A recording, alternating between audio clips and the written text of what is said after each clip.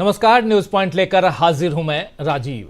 दोस्तों, हरियाणा चुनाव में मिली हार के बाद अब कांग्रेस अपनी रणनीतियों को लेकर कुछ और ज्यादा सचेत हो गई है और आज जिस तरह राहुल गांधी ने हरियाणा के नतीजों की समीक्षा की है, उसके बाद ऐसा लगता है कि कांग्रेस में जल्द ही कुछ बड़े और कठोर फैसले देखने को मिल सकते हैं। आपको बता दूं कि आज कांग्रेस ने हरियाणा में मिली हार पर जो समीक्षा बैठक की, उसमें कांग्रेस अध्यक्ष मल्लिकार्जुन खड़गे और राहुल गांधी ने केसी वेणुगोपाल, अजय माकन, अशोक गहलोत जैसे नेताओं के साथ चर्चा की और बताया जा रहा है कि चर्चा के दौरान राहुल गांधी ने साफ तौर पर उन नेताओं के लिए नाराजगी जताई है जिन्होंने अपने हितों को पार्टी हित से ऊपर रखा। आइए पहले सुनते हैं कि अजय माकन ने इस बैठक के बारे में क्या कुछ जानकारी दी है, उसको पहले सुन लेते हैं और फिर चर्चा आगे बढ़ाएंगे। बहुत कुछ इस पिटारे में है और उसमें धीरे धीरे उस पिटारे की तरफ बढ़ेंगे, पर्दे खोलेंगे, लेकिन पहले सुनिए अजय माकन को। आज कांग्रेस अध्यक्ष खड़गे जी, राहुल जी,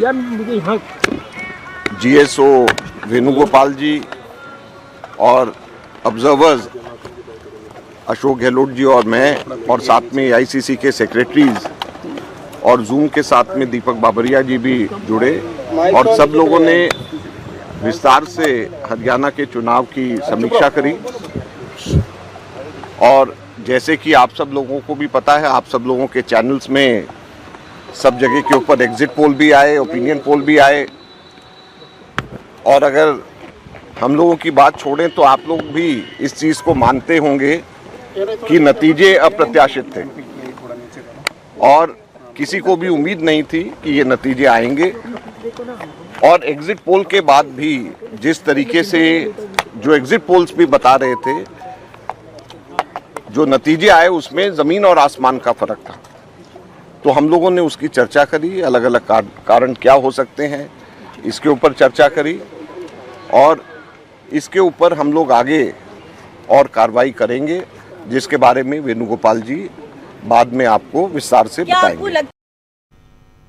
तो सुन रहे थे आप अजय माकन को। अजय माकन का कहना है कि सभी मानकर चल रहे थे कि हरियाणा में कांग्रेस ही जीत रही है, लेकिन अब नतीजे इसके उलट आए हैं तो पार्टी इसके कारणों की पड़ताल कर रही है। लेकिन सवाल उठता है कि क्या जब हार की वजह का पता चल जाएगा तो पार्टी उसके लिए जिम्मेदार लोगों पर कार्रवाई करेगी? और यह सवाल इसलिए भी उठ रहा है क्योंकि सूत्रों के मुताबिक राहुल गांधी ने बैठक में कहा है कि कुछ लोगों ने अपने निजी हितों को पार्टी से ज्यादा तवज्जो दी है।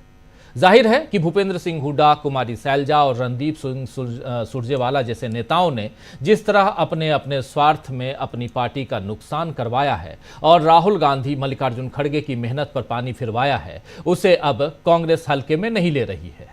बताया जा रहा है कि हार के कारण समझने के लिए पार्टी की ओर से फैक्ट फाइंडिंग कमेटी गठित की जाएगी। खड़गे के घर पर हुई इस समीक्षा बैठक के बाद राहुल अचानक कांग्रेस मुख्यालय भी पहुंचे और वहां करीब 10 मिनट रहे।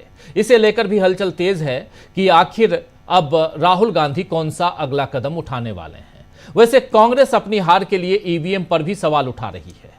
कल इलेक्शन कमीशन से कांग्रेस डेलीगेशन मिला था, आपको याद होगा, शाम को न्यूज पॉइंट में हमने उसकी चर्चा भी की थी और इलेक्शन कमीशन ने उसकी शिकायतों पर लिखित जवाब देने का आश्वासन भी दिया है।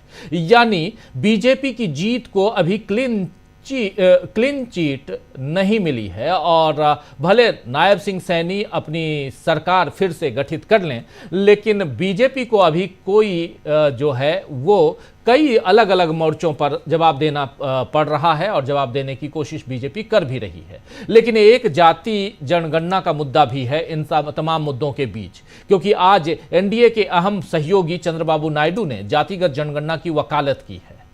जी हां, बिल्कुल सही सुन रहे हैं, एनडीए के सहयोगी चंद्रबाबू नायडू ने जातिगत जनगणना की वकालत की है। दरअसल इंडियन एक्सप्रेस को चंद्रबाबू नायडू ने इंटरव्यू दिया है और उस इंटरव्यू के दौरान जातिगत जनगणना को जरूरी उन्होंने बताया है और साथ ही गरीब की जेब में धन होने और धन से ही सम्मान मिलने की बात भी चंद्रबाबू नायडू ने कही है।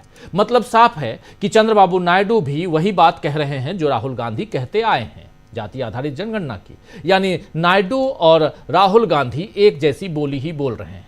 तो अब बड़ा सवाल यह भी है कि एनडीए और बीजेपी की सत्ता का क्या भविष्य सुरक्षित माना जा सकता है?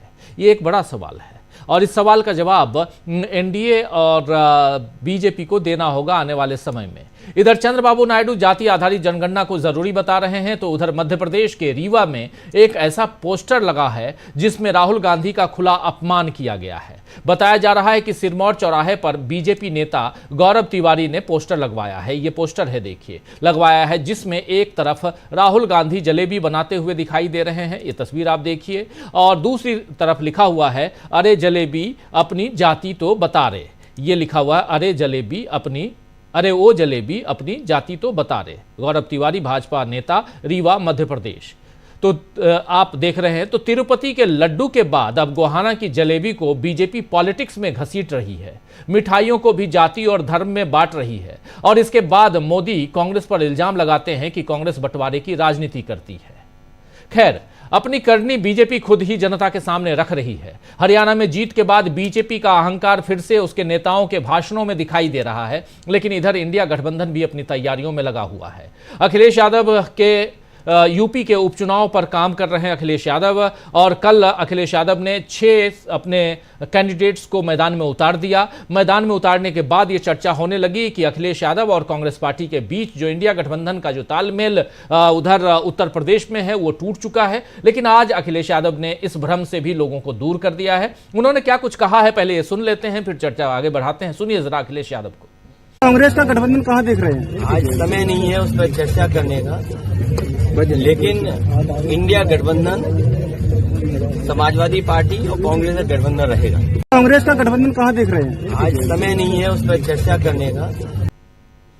तो सुन रहे थे आप, साफ साफ कह रहे हैं आज समय नहीं है उस पर चर्चा करने का, लेकिन इंडिया गठबंधन और उसमें भी कांग्रेस पार्टी के साथ और समाजवादी पार्टी का जो गठबंधन है वो गठबंधन आगे भी बना रहेगा। तो कल जो बातें हो रही थी उस बात पर, उन संभावनाओं पर आज विराम लगा दिया है। अखिलेश यादव ने लगाम लगाने की कोशिश की मीडिया खबरों पर, यहाँ अखिलेश यादव साफ साफ दिखाई दे रहे हैं। तो अखिलेश यादव उत्तर प्रदेश के उपचुनाव पर काम कर रहे हैं, और उधर हेमंत सोरेन झारखंड चुनाव में भिड़ चुके हैं। कल ही आपने देखा कि हेमंत सोरेन और कल्पना सोरेन, राहुल गांधी और मल्लिकार्जुन खड़गे से शाम को इन दोनों की मुलाकात हुई थी। ये तस्वीरें आप देखिए, कल शाम की तस्वीर, और इन तस्वीरों में राहुल गांधी दिखाई दे रहे हैं, कुछ बच्चे दिखाई दे रहे हैं, लेकिन ये बच्चे मल्लिकार्जुन खड़गे के घर पर काम करने वाले बाकी लोगों के बच्चे हैं, और उनसे मिल रहे हैं राहुल गांधी।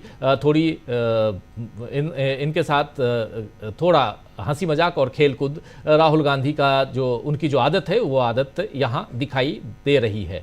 खैर, राहुल गांधी हैं, और इसी जगह पर मल्लिकार्जुन खड़गे के आवास पर ही कल आए थे हेमंत सोरेन और कल्पना सोरेन।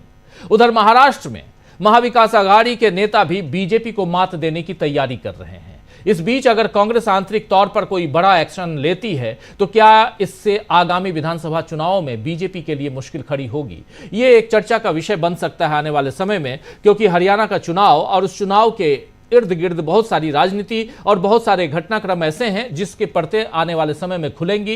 इस पर हम चर्चा लगातार कर भी रहे हैं, कांग्रेस भी मंथन चिंतन कर रही है, लेकिन हम विश्लेषकों की चर्चा बहुत अहम यहां हो जाती है, इसलिए भी क्योंकि यहां से जो चीजें निकल के आ रही हैं वो उन बातों से पर्दा हटाती हैं जिन बातों को जबरदस्ती लाने की कोशिश हो रही है। जैसे कांग्रेस का एक्शन प्लान क्या था, कांग्रेस को घेरने की कोशिश, लेकिन कांग्रेस को घेरने की कोशिश के इर्द गिर्द क्या यहां बीजेपी की तैयारियां और उन तैयारियों की चर्चा नहीं होनी चाहिए जिन तैयारियों के बारे में लगातार चर्चा नहीं होती है, और ऐसा लगता है कि बीजेपी अपराजेय है। 4 जून के बाद से जो कुछ बदला था, यानी कि 4 जून के बाद बीजेपी को जो सीटें आई थीं 240 और उसके इर्द गिर्द की राजनीति थी, क्या अब पूरी की पूरी राजनीति अब 240 के बाद अब हरियाणा के रिजल्ट की तरफ चली गई है, या इस राजनीति में कुछ और बड़ा उलटफेर होने जा रहा है?